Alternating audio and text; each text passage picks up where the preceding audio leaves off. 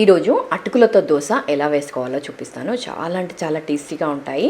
డెఫినెట్గా ఈ రకమైన దోశను కూడా మీరు ట్రై చేయండి. ఎప్పుడైనా ట్రై చేయకుంటే క్రిస్పీగా టేస్టీగా చాలా చాలా బాగుంటాయి.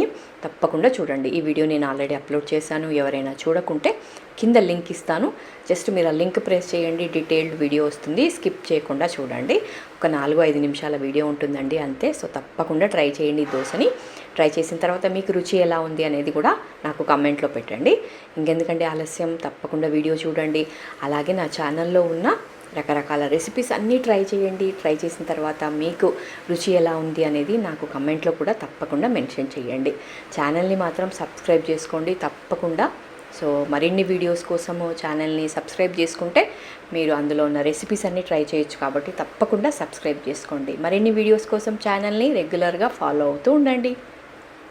చూస్తారు కదా, చాలా క్రిస్పీగా ఉంటాయండి. ట్రై చేయండి.